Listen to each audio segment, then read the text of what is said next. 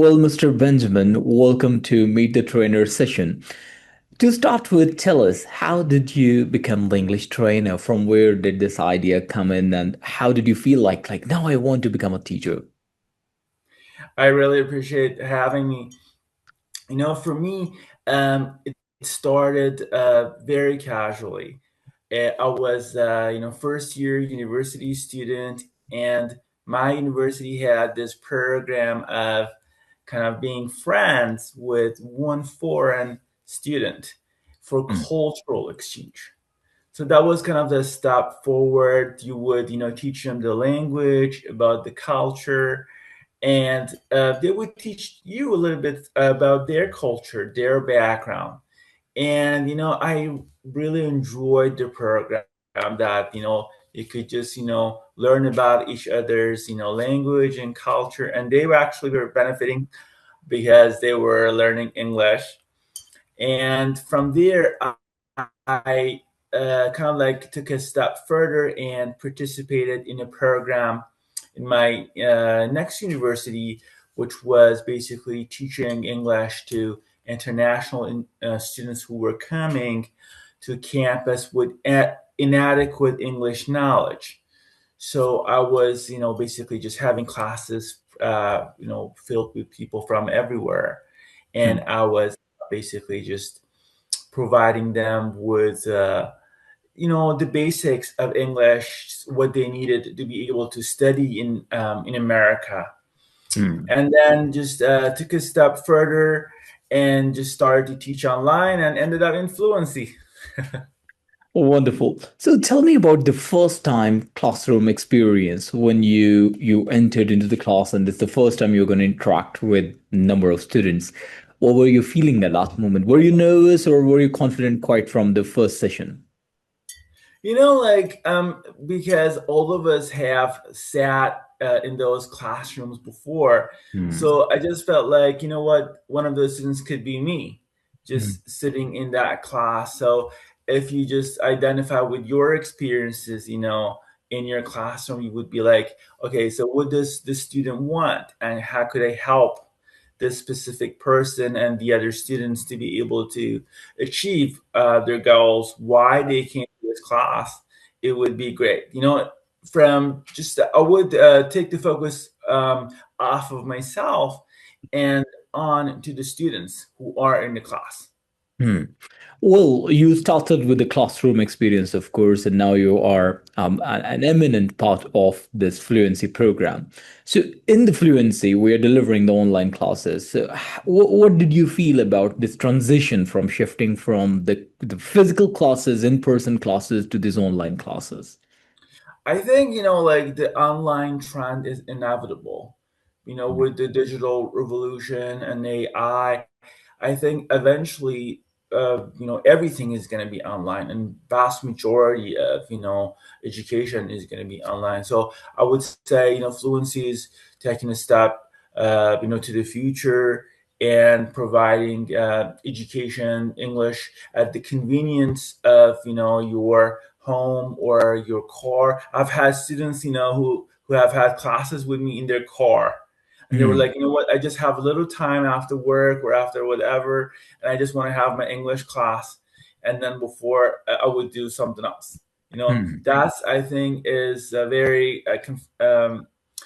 comfortable for students and very convenient, and Hmm. the inevitable for the future. Wonderful. Now you are an experienced English instructor, and it's been ages that you are experiencing the classrooms and all. What do you think? What is the common issue that students face when it comes to learning English? What are the common challenges that everyone is facing out there? And how can we overcome that? Like one common challenge that I really faced, students from different backgrounds, Saudi Mm. background, international background, is that from day one, they want to be perfect. Mm. Then they have this ego that, what, I can't make mistake. Every time I say a sentence in English has to be perfect, 100%. And I tell them, what, that can't happen.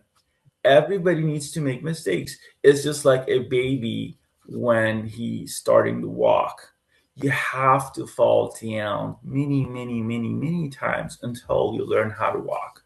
If you want to just get up and just walk straight, Hmm. no can do that, right? They have to fall down. And this is like a little bit, hard for some people. They're like, really? I could make mistakes. Like, yeah, everybody makes mistakes. It's okay. It's normal. And they're like, okay. Then it just takes a lot of the pressure away, a lot of the stress away when they want to have a conversation.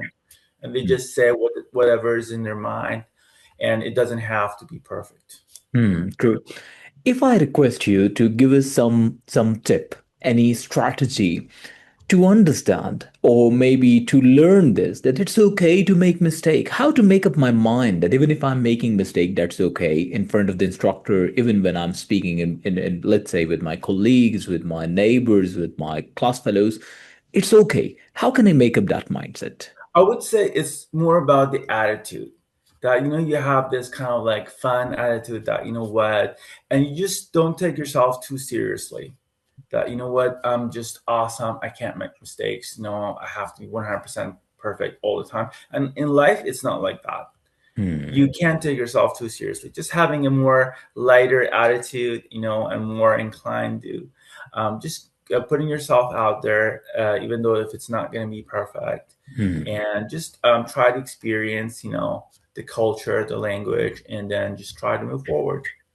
Can you please elaborate that how can a person find the balance between too serious and taking things too for granted?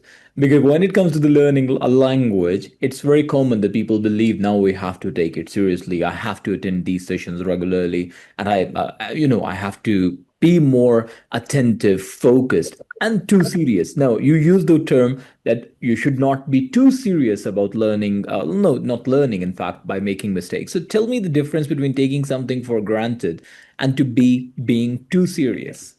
That serious is not what I meant. Hmm. Because when you are trying to learn a language, you should be striving, Hmm. to learn every, as much as possible, every little, corner, every little expression. But by not being too serious, I meant like just considering yourself like invincible, like person that is like too awesome to make mistakes. Just consider yourself as a student, as Hmm. what you are. I'm a student, I'm learning, so I can make mistakes. And you know what? Then it's going to be okay that, I'm going to ask questions. I'm going to say, what? I didn't understand this part. Can you repeat it? Is that okay? Okay. And my sentences are not perfect, but I'm, conveying what I mean. So just be a great learner, Hmm. not a great, Instagram personality that everything he says is going to be awesome, right? So flashy, so perfect. Yeah, yeah, yeah. So, Mr. Benjamin, can you share us any experience that you had, let's say, where a student was open up to make mistakes and he was struggling and he was okay that even if he says something wrong, my instructor is here. In fact, that is the purpose of coming to the classes, that we are not so perfect. So we come here to learn, and everyone in the class is there to learn. There is nothing to be ashamed of. So, can you give us an example of any real life student where a person was open up to make mistakes and he was really eager to learn, no matter what anyone else is thinking about him or her, and that candidate really improved? 100%. For example, I had experiences with like businessmen who were learning English, and you know what? Like you're a respectable person, you're having a great job, great position, and then you're trying to learn English, and it's hard for you to believe that what, I can make mistakes. I'm a businessman. I'm a boss. I have to be perfect. But I'm like, okay, you're a boss at your occupation and you work, but when it comes to learning English, you're a student. You Hmm. know, and you can make mistakes. You're learning, you're improving, and I believe that just making mistakes is part of the learning process. Tell me about any student or any moment in your classroom that made you feel proud. I mean, I definitely, had students in Fluency as well that, like after a few classes, you just feel that the student he has his confidence and is just going forward and learning, and then just having the confidence to speak and to raise his voice and say something, and you feel like God, the student didn't have the confidence to say much, like maybe a few months ago. So you just feel that people, you're lifting people up, and actually this is part of the reward of the job, that makes Hmm. teaching different from other jobs, that makes it more rewarding, and like kind of a job that makes you feel good. Hmm. And what is more difficult for you, or in general, let's say, shifting someone from basic to intermediate or from intermediate to advanced? I would say definitely from very basic to intermediate would be the most challenging, because it's completely new for them, the language, and a lot of people just try to interact with English the same as their own language, their own native Hmm. language, and just letting them, understand that it's just a new language, and you have to just put away your what you know about your own language and just start fresh. Hmm. Just giving the mindset that people need to start fresh and deal with this language and learn it. That would take a little bit of the time and more of a challenge. Well, as per your expertise, what would you recommend when someone is starting from quite basic that he doesn't know, even other than the alphabet, let's say, or a few of the word that the person might have heard from the movies or from some other conversations? Mhm. What should be the starting point of any person to learn a new language, and specifically English, let's say? I mean, it depends highly on the age. If they are very young, maybe just start watching very simple, English language cartoons, and that would, kind of like entertain them at the same time, teach them, and then have English classes definitely. But Mm, if they're like, older and like maybe businessmen, I would say just try to expose yourself to English language anywhere you can. I mm, mean, when it comes to watching movies, watch English movies with subtitle, or even like if people listen to music, or if you're having maybe just a couple of friends who are international, and then just try to have basic conversation with them in English. Just try to expose yourself to language as much as possible. wonderful. Now we have a segment which is the golden tips. We're going to ask you for the tips of different aspects of English, and let's take a start with the grammar. Can you give us one golden tip to improve the grammar? You know what? I would say the golden tip to improve the grammar is to not think about grammar. How's that? That's Because strange. when you think about grammar, it's gonna give you stress. It's gonna delay you. It's gonna like make you think, okay, once, twice in your mind, am I saying it correctly? Okay, is that gonna be okay? Let's say it. But you know what? If you just say it and then listen carefully to what the audience is saying, your English speaker friend is saying, automatically the grammar improves. And Hmm. then you just say very basically, but then you hear it, and then you're like, okay, I need to make it more correct. I need to like put like maybe this word first, and then you say it, and then it becomes closer and closer and closer to what the English speaker is saying, and you're like, gosh, right now it sounds really, really much better. But to Hmm. think from the start that I want to have good grammar, it's it's counterproductive, in my opinion, my Well, experience. I think that's the perfect approach and the perfect tip as well. For instance, whenever someone, I mean, even if we talk about our native language, did we start with the grammar, or did we just were we just listening and then we started speaking? Of course, I mean the grammar. We started learning grammar, I guess, in third or fourth grade, and but before that, we were talking at least in one language. From where did we learn that one language? That was because of the environment, as you said, that you have to expose yourself to the language. Wonderful. 100%, yeah. Let's talk about vocabulary. How can someone improve vocabulary? I would say definitely just exposing themselves to like maybe movies, or like kind of like English language news, that you see like certain vocabularies that are being used. And I would say even like initially, don't look up the meaning. When there's a new word you don't understand it, just let it sit. That okay, I heard this word. I don't understand what it means, but okay, let's see, find out if I can figure out the meaning later. And Hmm. then you hear it again and it rings a bell. And then you hear it again, it rings a bell. And eventually you find out what the meaning is.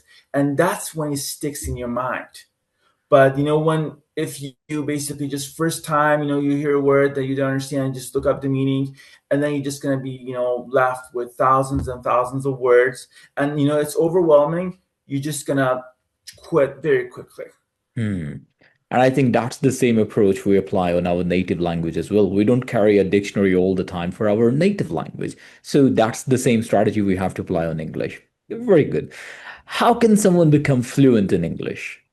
I would say just expose yourself to the language. So, just try to say, have English friends to just communicate with them in English, watch English movies, maybe English news to some extent, and just immerse yourself in the language and culture, Hmm. and it'll just affect you. And don't be afraid to make mistakes. Hmm. And what's the way to improve the writing? What's your Okay, tip? so writing, I would say, it's a bit different. So writing is, you have time, you can consider the grammar, and if you want to really improve the writing, I would say maybe just start reading some English books.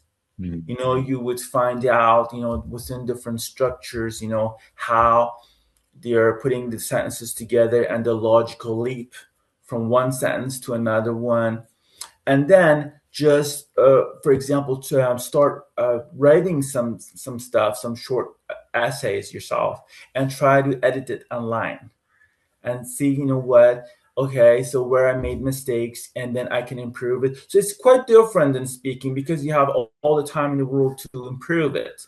Hmm. So I would say just take it slow and just try to match yourself with the English language content. Wonderful. So are you saying that a good reader becomes a good writer? 100%, definitely, definitely. Hmm. Great. Let's proceed towards the next segment where you have to say this or that. I'm going to give you two options. You have to select which one is better in order to improve English, and there could be other aspects as well. Books or podcasts? We'll say 100% podcasts. Reading silently or reading aloud? Reading aloud. Big classes or small classes? Small classes, 100%. Quiet classroom or energetic classroom?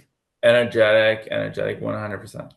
Smart student or hardworking student? Um, hardworking.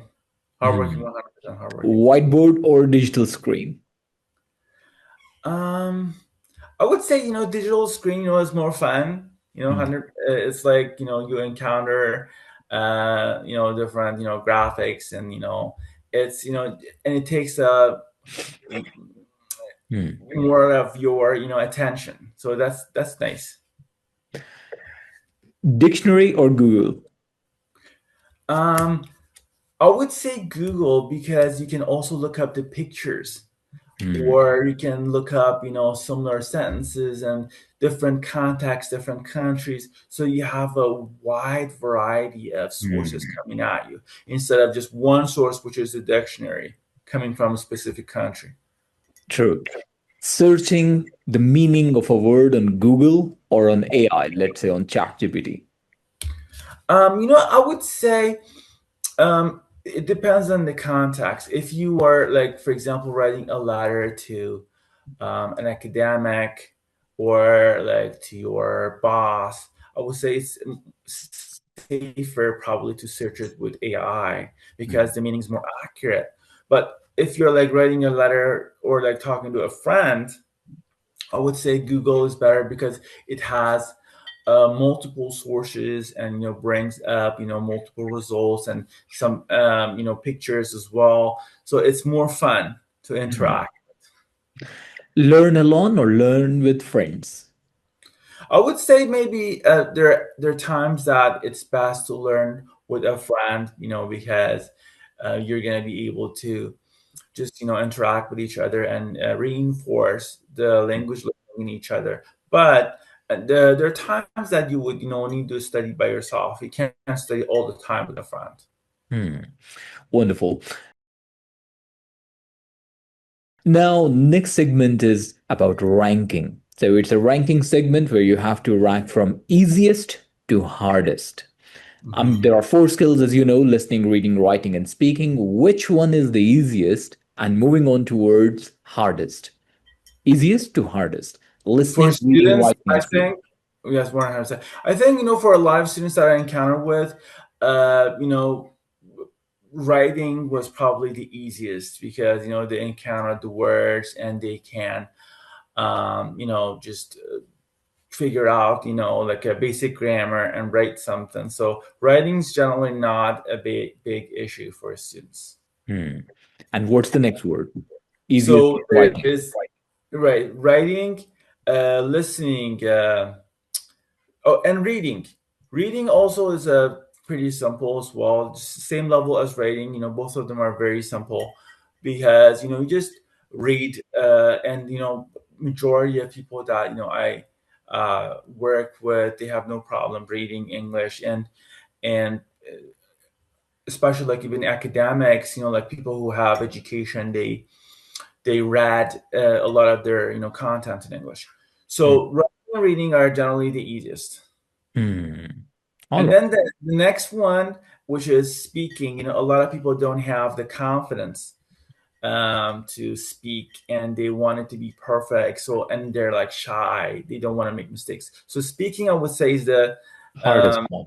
no, not the hardest, one before the last. And the hardest, I think, for a lot of people that I dealt with is listening. That's quite strange. Yes, because I think maybe they're used to like getting the English language from teachers from with the wrong pronunciation, or from just speaking to like someone who's not native speakers, and then they think that's the correct pronunciation, and when they hear something else, it's instead of adjusting they try to resist it, like what, Hmm. how come, like this is what I know, this is like not English. I'm like, yeah, this is English. So it's hard for them to adjust their expectation to what actually English is. All right. Well, thank you so much for your answers. Now we have the next segment where you're going to finish the sentence. I'm going to give you the first half of the sentence and you have to complete it, whatever comes in your mind. I knew I wanted to teach when. When I first encountered um, the first students in the cultural exchange, Hmm. My students always surprise me by by their own perspective, in the English language. learning become exciting when When you can apply it to say what you want.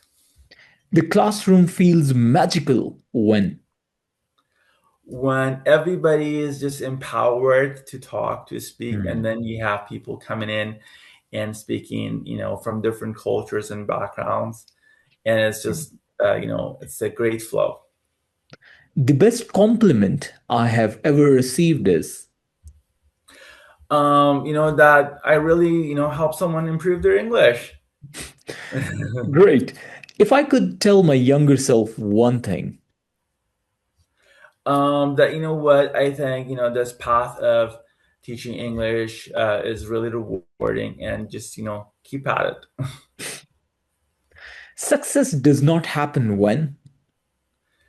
Doesn't happen when you are too proud, that you're not, you don't have the attitude of a student. Every learner should remember. Every learner should remember that. Be a little bit humble, and be ready to learn. Be ready to kind of accept mistakes. That's pretty much. I smile every time when. when a student feels the power, feels the opportunity to express themselves, and that's really cool. It's really nice. That's great. Now we are moving on toward the next segment, which is 1 minute teacher. Now you are going to become a 1 minute teacher. I'm going to give you different topics. You can select one of these topics. I'm going to set the timer for 1 minute, and you can give us any tip or strategy, technique to improve that specific part. It could be about pronunciation, vocabulary, confidence, memory, reading, or even listening.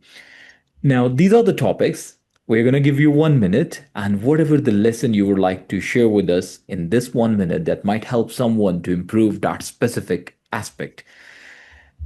Shall I start your 1 minute timer, sir? We are very strict about the timing. I'm going to start the time whenever Sure. you're ready.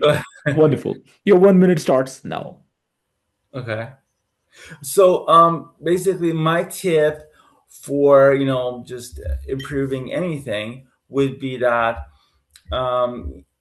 just have the courage to learn from different sources. That when you're, for example, listening to the news, have the courage to just not understand everything, and that's the key. Because a lot of times I advise people to watch English language news, and they're like, "But I don't understand everything." Like, that's okay. It's okay. You don't have to understand everything. You don't have to understand anything. You just expose yourself to the language, and eventually the words would seep in. And that's the key. That not understanding everything is okay. Just having Wonderful. the courage. Your 1 minute is over, but it's really, really a great tip. And I think whenever it comes to learning a language, this is the main thing that a person has to open up about. And that's the first, step to learn any language. Well, Mr. Benjamin, thank you so very much for enlightening us with such amazing tips and strategies in order to improve English. It was an absolute pleasure meeting you today. 100%. It was, definitely really awesome to meet you. And I really like the idea and the spontaneity of, the questions. And, the vibe was great. Really appreciate it. Thank you so very much, sir. Take care, stay blessed. Assalamu alaikum. Really appreciate it. Have a great day. Likewise, sir. Bye Take bye. care. Bye bye.